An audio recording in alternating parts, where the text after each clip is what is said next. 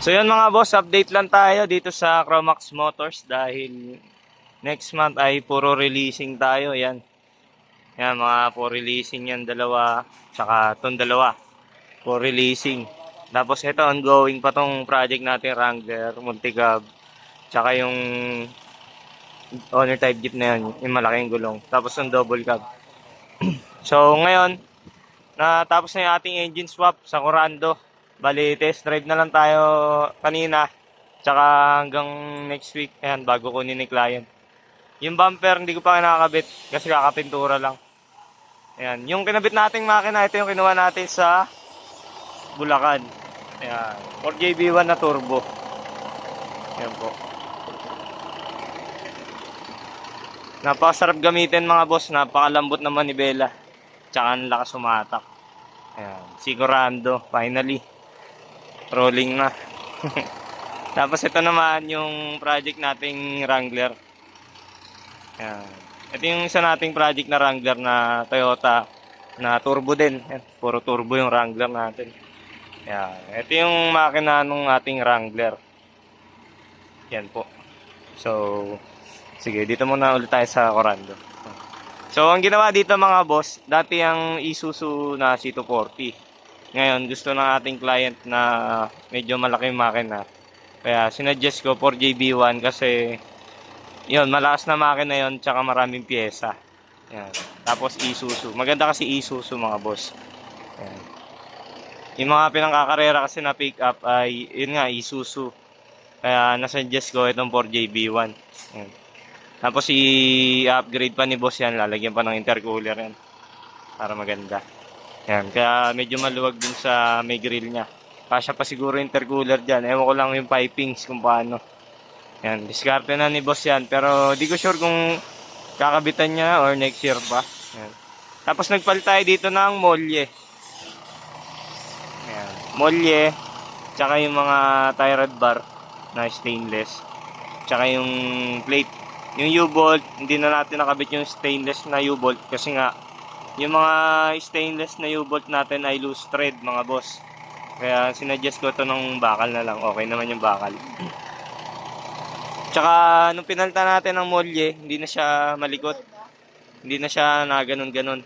Stable na. Ayan, ang nakita ko lang problema, yun nga may konting tulo ng tubig.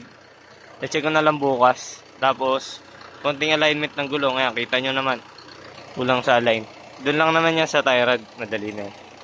Tapos, yung ating stabilizer mga boss ay, ayan, binalik natin. Kumbaga, in-adjust yan eh, nabaan nata. Yung ito yung arm para umabot. Kasi nga, ay umangat to. Nagpalit tayo ng molye na bago, kaya umangat, tumaas yung Corando. Ayan. Pero, hindi siya tulad, mas mataas pa nga yun dati, kasi nga, yung kanyang differential ay nasa ilalim ng molye. Kaya kung nakita nyo to dati ay ubod ng taas. Ngayon ay sakto na yung height niya. Ayan. Ito nga goods na ako sa height nitong Wrangler natin na to eh. Pero ito, nung pinalitan natin ng molye to. Ayan. Okay rin pala mas mataas. Ayan. Sa lahat ng Wrangler dito, ito yung pinakagusto kong height. Yung height nitong 2L. Ayan, yung 2L turbo. Pero itong ganda ng Corando, ang taas. Medyo iba lang sila ng design. Kasi nga ito, may pagka CJ5 yung Corando. Itong Wrangler natin ay medyo modelo na. Ayan. Kasi nga, ay pinalitan natin yung mga bumper, yung fender, yan. Yung fender, kaya butas yan, ay may ilaw yan. Ano po? Tapos naglagay pa tayo ng tubo sa windshield, mga design. Yan. Tapos sa grill, nagfabricate tayo. Kaya naiba yung tsura. So yan, balik tayo dito sa Corando. Sa Corando naman ulit ay nagpalit tayo ng gulong na size 15. Ayan, napili ni boss. Kumbaga pinadeliver dito tapos kinabit natin. Bale, 4 yan na bago yung gulong. Tapos yan, nag-additional si boss ng tubo dito sa gilid. Ayan. At yun nga, yung mga hanger na stainless. Pinakabit na rin ni boss. Kasi nga gagawin nating stainless to. Ayan. Sa likod, wala namang pagbabago, yun pa rin. Nagkabit lang tayo ng hanger pa rin, na stainless. Stainless na hanger, tapos bago rin na molye. Ayan. Yung molly na kinabit natin mga boss, pan-jeep yan. Bali 7 pieces yan, kaya masyadong matigas. Pero goods yan. Yun din kasi talaga ang gusto ni boss. Ayan. Tapos nag-adjust tayo ng mga propeller kasi nga yung makina lumaki, nagputol tayo ng propeller. Tapos sa unahan ay naghaba tayo kasi umatras yung transmission, mahaba. So kailangan mahaba na propeller. Ayan. So yun lang mga boss, yun lang update dito. So bali bukas na kaya wirings. Wirings naman bukas. Kasi yung wirings kalat na kasi nga nagpalit tayo ng makina, lilinisin natin. Ayan. Tapos kakabit na natin yung manibela na Momo bukas. Hindi ko kinabit ay madumi kamay natin. Ayan. Ganun talaga, syempre. Ingatan natin kasi bago yung manibela. Ayan, itong ang Recaro na upuan, hindi ko tinatanggal yung plastic kasi nga baka madumihan. Ayan. Syempre, ginastusan ng ating client yan, kaya ingatan natin. Yan po. Yung side mirror natanggal eh. Dinidikit lang naman to. Buti hindi nabasag. Pero hindi na to yung kakabit natin. May uwi si boss na maganda. Ayan. Napakaganda ng makina mga boss. Ayan. So, kung gusto niyo nitong engine na to mga boss, ayan, pwede tayo mag-engine swap. Ayan, mag-message kayo sa aming Facebook page, sa Chromox Motors. Ayan, i-mounting natin yan. Maganda mandar mga boss. Ano to? Timing gear na pino. Hindi siya yung tulad ng mga IC240 na ano, medyo maingay. Ito kasi modelo na. Kaya pino mandar. Kung sa ano, tahimik gusto nyo, mag-belt type kayo. Ito, tahimik. Pero syempre, mas matibay kasi ang gear. Kaya okay lang yan. Konting ingay lang naman. Ganyan talaga pag diesel. Ayan, kung ayaw nyo na maingay, mag-gasolina kayo. Ayan, napakaganda mga boss oh. Hindi pa nakakabit natin yung bumper. Bukas. Di pa kasi butas eh. May tornilyuhan yun eh. Bukas bubutasan natin para makikabit na. Kasi by Tuesday ata or Wednesday, kukunin na ni boss to. Ayan, dadalhin sa Sagada. Ayan, mamumundok si boss. Magka-camping. Kaya kailangan masigurado natin to. Ayan, kanina nung tinesting ko, ayan, konting adjustment na sa preno na hinaan ako. So, yun lang naman. Tapos yung clutch, i-adjust natin kasi medyo ayaw kumagat. Kailangan bitawan mo maigi. Hindi yung dahan-dahan. I-adjust natin. Wala sa ano kulang sa timpla ng clutch. Ayan. Adjust lang naman. Pero yung clutch kasi niyan, bago naman yung yung secondary tsaka primary na clutch master. Tapos yung lining niyan, tsaka pressure plate, tsaka mga pilot bearing, tsaka release bearing, bago po lahat yan mga boss. Ayan. Tapos, ayun, change oil din pala bukas. Ayan. Tatahimik pa yan pag change oil natin. Medyo pangit kasi yung pre na langis nung binantuan lang yan. Para syempre nga, makakumatok pag kulang sa langis Kaya binantuan lang. So, yun lang muna update natin dito sa Corando. Napakadumi ni Corando. Ngayon lang nakalabas ulit Bukas, kintab yan. Ayan. So, proceed tayo dito. So, yun mga boss, dito naman tayo sa 2L. Ayan, napaka-pogi na. Ilang buwan natin ginawa. Ayan. Etong 2L mga boss, ito yung, ayan, si boss. May-ari ng auto supply din sa atin, nanalo ng raffle. Ayan. Ito yung Wrangler na kay Sir Badar. Ayan. Bali by December next month ay hatid namin to sa Ilocos. Magkikita na rin kami finally. Ayan. So okay, napakaganda mandar nito mga boss. Parang Gento rin pero mas tahimik lang. Ayan. Bagong general overhaul kasi ito kaya parang, di ba? Ito sa R Plus kaya Pino mandar. Ito rin. Mas Pino to kasi bagong overhaul to Ayan. Tsaka belt type to kaya tahimik. Ayan. Good siya man, parehas naman good siya mga boss. Tapos, yan, bagong nilihan na yung kanyang paint kasi babapingin na yan. Tapos sa bumper, ayan, nagpalit tayo ng bumper. Ayan, nagpabricate tayo ng bumper na stainless. Ayan, kasi stainless na yung mukha niya. Ayan, yung windshield green tsaka fender. Kaya, ginawa natin stainless din to. Ayan, tapos nagpabricate din tayo ng grill. Ayan, kung may mga Wrangler kayo na gusto nyo pa stainless yung grill, ayan, fender, bumper, ayan, pwede. Basta lahat kaya naman dito, basta yung body. Ayan. Tapos, ito yung bagong general overhaul na makina na Toyota 2L Turbo. Okay, yun Napakaganda. Bago yung aircon yan mga boss. Ganun din. Ito, siguro para Sabado ata pupunta ni, ano to, ni Boss Manny. Yung nag-aircon natin. Tapos ito, bagong wiring to ni Boss Reggie. Yan. Talagang quality yung wirings natin. Wala kang makikitang kalat na wirings niya, mga hose lang. Tsaka cable. Yung wirings niya malinis, mga boss. Yan. So, para sa mga gusto pala magpa-wirings, yan. General wirings, mga boss. Tinatanggap namin. Basta lahat ng pwedeng wiring yan, tatanggapin namin yan. Kotse, bus, truck. Basta kasya dito sa shop. Yan, kaya natin wiringan yan. Mga kotse. Yan. Basta general wiring, troubleshooting, yan. Or repair, ayan, natanggap tayo yan. Kaya sa mga bagong release natin, ito, general wirings yan. Yan. Ito yung fuse box niya, mga boss. Hindi tayo nagkakabit ng local na fuse box. Laging pag ganito, yung surplus na kinakabit natin. Kasi yung surplus na fuse box, ayan, silyado, ayan, may cover. Safe yung fuse nyo, yung relay, ayan. Tapos, ayan, nagpad din tayo ng hydrovac, tsaka clutch master, brake master. Lahat yan pinalitan natin, mga boss. Tapos, naka-power steering na rin to. Ayan. Saan ba yung, eto, yung bomba ng power steering. Ayan. So, ayan, pabalikan pa to na mag-aircon kasi nga, wala pa ata itong Freon. So, eto, nadagdag dyan yung tubo. Yung windshield dati na yan. Binapping lang natin. Ito, dati na. Ito, yung flarings bago. Tsaka itong side na spoiler na tubo. Ayan. Tapos yung mga tubo sa loob, ayan, nadagdag din. Ikutan natin mga boss para makita nyo. Para makita nyo yung update dito sa mga project natin. Grabe, nakakatuwa naman. Gaganda umandar ng ating project. Pipino umandar na makina. Ayan. Tapos ito mga boss, yung ginawa nating tubo. Ayan. Bali, upholster yan pa yan mga boss. Ayan, pinrimeran lang natin para malinis bago takpan ng upholstery. Ayan. Tapos yun yung aircon niya. Yung dashboard, binaklas yan. Tapos naka-amomo yan na steering wheel. Ayan. Tapos ito yung tubo, lahat yan. Paikot.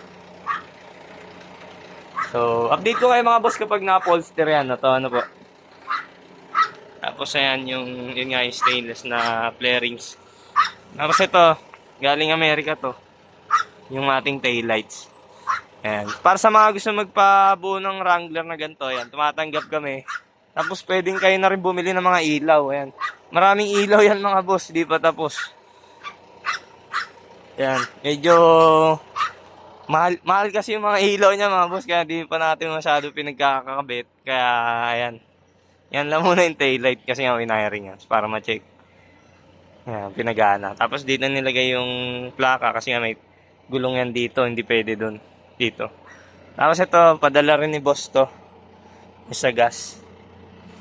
Ayan, ganda. Talagang pang original na ano, na jeep. Pinili talaga ni boss. Yung mga taillights. Ayan. So, yun, mga project natin. Ito, ano ba gagawin dito? Ay, kakarating lang nitong Wrangler na to eh. Baka upholster ito tapos salamin. Hindi ko sure eh. Pinadala to ng tropa nating ano, nagtotowing. Ayan, maganda rin to mga boss. Konting kalikot lang dyan. Tapos upgrade, gaganda rin yan. So, yun, tapos na tayo doon sa dalawa. Puro Wrangler tayo mga boss. Ito pa ho. Yan. Yung may-ari nito mga boss, yung nakabili ng ating Tamiya na sinali natin sa car show. Yan. Binili niya. Sa kanya to, paparestore niya. Yan. Di ko alam kung lalakihan ba natin to, tong Wrangler na to, or ganyan lang yung size. Tapos i-upgrade natin. Yung makina, papalitan yan, panigurado. Kasi 4K yung nakakabit eh. Yan. Re-restore natin. Tapos ito yung hammer na diniliver sa Batangas kasi pinakita lang natin doon sa ating client. At ayan, di ko alam kung may gagawin pa dyan, pero ayan, binalik mo na dito. Ayan, goods naman, wala namang naging problema. Ayan. Sige na. Sige, ingat. So yun mga boss, yun yung mga project nating Wrangler. Ito mga boss, kung gusto niyo ng automatic na 4x4, pwede natin gawin tong automatic na 4x4. Ayan. tawagan nyo lang tong contact number na to. Ayan, pag-usapan natin yung presyo. Ayan, pero ayan, kayang-kaya yan. Kasi nakakita na ako ng transmission ng 4D56 na turbo na Matic na 4x4. Ayan. Kung nag-aanap kayo ng Wrangler na gusto nyo Bigfoot, gagawin natin Bigfoot yan. Ay, angat, itataas natin yan. Tapos, gagawin natin automatic. Kaya-kaya natin yan mga boss. Marami tayong trusted mechanic dito, tsaka trusted na electrician, tsaka trusted na builder na taga-mounting. Ayan. Basta huwag lang kayo mainip mga boss kasi hindi natin pwedeng paspasan yan kasi nga sasakyan yan, hindi natin pwedeng madaliin ano po, para safe tayo. Ayan. Ayan. Safety na tayo ngayon mga boss. Ayan, nag-iingat tayo ngayon. Kasi nga ayan, pinagkakatiwala sa atin yan. Kaya kailangan maayos. Ayan. So, ito sold. Sold na to ni boss. Na ayan, basta December. Yung isa, hindi ko pa alam gagawin doon yung black. Ito, available. Itong white, di ko pa alam kung bebenta na may-ari yan. Usap muna kami mga boss. Pag-usapan namin kung bebenta yan. Ito, 4x4 na automatic yan. Parehas makina yan, tsaka itong black. Yan, parehas yan 4D56 na turbo. So, kung nag-aanap kayo ng automatic na 4x4, ito pwede ito mga boss ha. Ito, hindi pa sigurado kung ibebenta. Mag-usap muna kami ng may-ari. Yan, kasi hindi pa nabalik si boss at ewan ko kung bebenta niyan. Mag-usap muna kami mga boss para sa mga naghahanap ng Wrangler na Matic. Yan. Sige, tulungan ko kayo kung interesado kayo dyan. Original na ano yan boss? Order yan kay MD1. Napakamahal ng kaha niyan mga boss. Bago yan. Madumi lang pero bago yan yung kaha niyan. Napakakapal, promise. Ayan. Parang si J5 na original talaga yan. Ang body niyan ay galing kay MD1. Yung in-orderan ng kaha na mga Willys tsaka Wrangler dito sa Pilipinas. Ayan, original yung kaha niyan ay MD1. Ayan, ang ginawa lang dito sa Chromax ay itong pinto tsaka yung bubong.